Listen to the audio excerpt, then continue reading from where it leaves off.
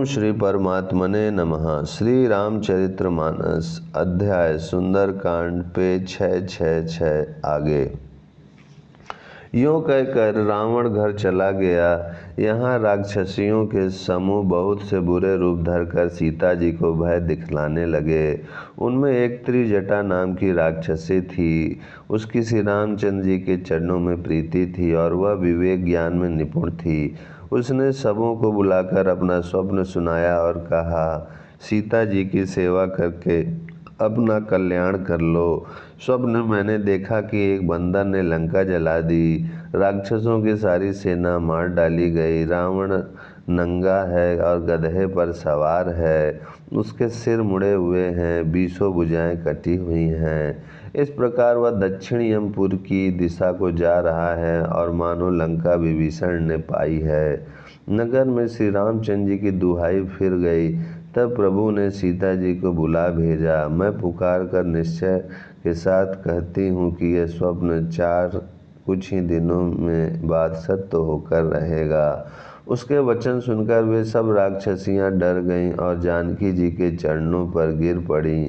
तब इसके बाद वे सब जहाँ तहाँ चली गईं। सीता जी मन में सोच करने लगीं कि 1 महीना बीत जाने पर नीच राक्षस रावण मुझे मारेगा। सीता जी हाथ जोड़कर त्रिजटा से बोली, हे माता, तू मेरी विपत्ति की संगिनी है। जल्दी कोई ऐसा उपाय कर जिससे मैं शरीर छोड़ सकूं। विरह असाध्य हो चला है, अब यह सहा नहीं जाता। काठ लाकर चिता बनाकर सजा दे हे माता, फिर उसमें आग लगा दे। हे सयानी, तू मेरी प्रीति को सत्य कर दे। रावण की शूल के समान दुख देने वाली वाणी कानों से कौन सुने।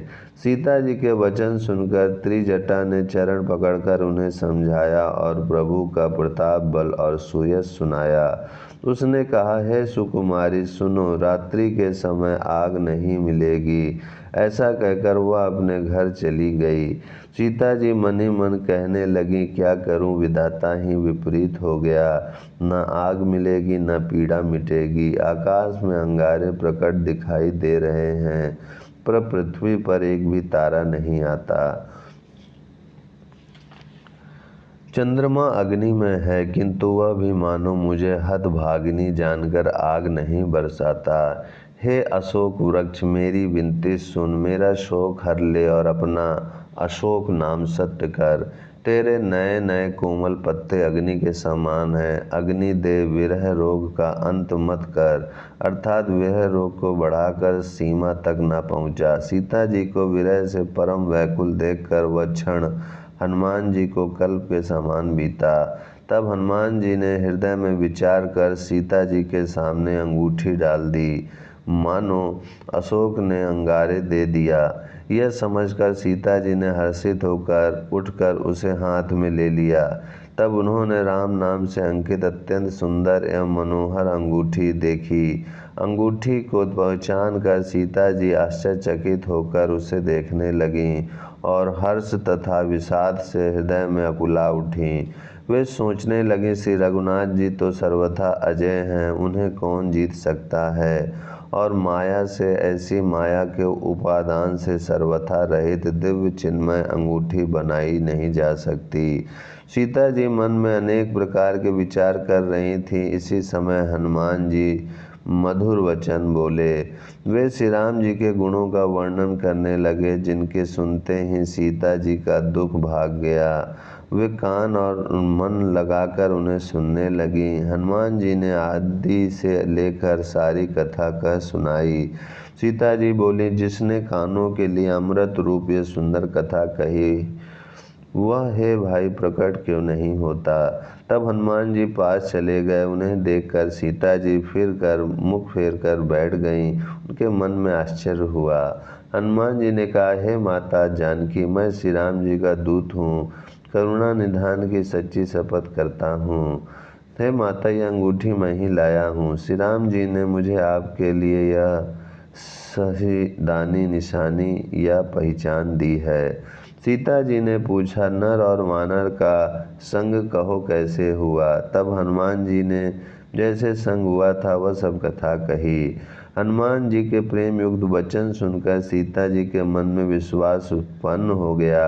उन्होंने जान लिया कि यह मन, वचन और कर्म से कृपा सागर श्री रघुनाथ जी का दास है। भगवान का जन सेवक जानकर अत्यंत गाढ़ी प्रीति हो गई। नेत्रों में प्रेम अश्रुओं का जल भर आया और शरीर अत्यंत पुलकित हो गया। सीता जी ने कहा, हे तात हनुमान, विरह सागर में डूबती हुई मुझको तुम जहाज हुए। मैं बलिहारी जाती हूँ। अब छोटे भाई लक्ष्मण जी सहित खर के शत्रु सुखधाम प्रभु का कुशल मंगल कहो। श्री रघुनाथ जी तो कोमल हृदय और कृपालु हैं, फिर हे हनुमान, उन्होंने किस कारण यह निष्ठुरता धारण कर ली है। सेवक को सुख देना उनकी स्वाभाविक बान है। वे श्री रघुनाथ जी क्यों कभी मेरी भी याद करते हैं। हे तात, क्या कभी उनके कोमल सांवले अंगों को देखकर मेरे नेत्र शीतल होंगे। मुंह से वचन नहीं निकलता, नेत्रों में विरह के आंसुओं का जल भर आया। बड़े दुख से वे बोली, हाँ नाथ, आपने मुझे बिल्कुल ही भुला दिया।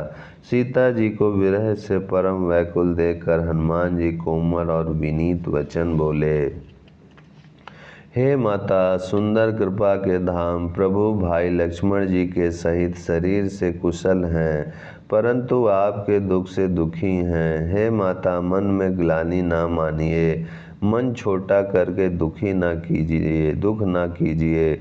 श्री रामचंद्र जी के हृदय में आपसे दूना प्रेम है। हे माता, अब धीरज धरकर श्री रघुनाथ जी का संदेश सुनिए। ऐसा कहकर हनुमान जी प्रेम से गदगद हो गए। उनके नेत्रों में प्रेम अश्रुओं का जल भर आया। हनुमान जी बोले, श्री रामचंद्र जी ने कहा है कि हे सीते, तुम्हारे वियोग में मेरे लिए सभी पदार्थ प्रतिकूल हो गए हैं। वृक्षों के नए नए कोमल पत्ते मानो अग्नि के समान, रात्रि काल रात्रि के समान, चंद्रमा सूर्य के समान, और कमलों के वन भालों के वन के समान हो गए हैं। मेघ मानो खौलता हुआ तेल बरसाते हैं। जो हित करने वाले थे वे ही अब पीड़ा देने लगे हैं। त्रिविध शीतल मंद सुगंध वायु सांप के श्वास के समान जहरीली और गर्म हो गई है। मन का दुख कह डालने से भी कुछ घट जाता है, पर कहूँ किससे, यह दुख कोई जानता नहीं। हे प्रिय, मेरे और तेरे प्रेम का तत्व रहस्य एक मेरा मन ही जानता है, और वह मन सदा तेरे ही पास रहता है। बस मेरे प्रेम का सार इतने में ही समझ लें। प्रभु का संदेश सुनते ही जानकी जी प्रेम में मग्न हो गईं। उन्हें शरीर की सुध न रही। हनुमान जी ने कहा, हे माता, हृदय में धैर्य धारण करो और सेवकों को सुख देने वाले श्री राम जी का स्मरण करो। श्री रघुनाथ जी की प्रभुता को हृदय में लाओ और मेरे वचन सुनकर कायरता छोड़ दो। राक्षसों के समूह पतंगों के समान और श्री रघुनाथ जी के बाण अग्नि के समान हैं।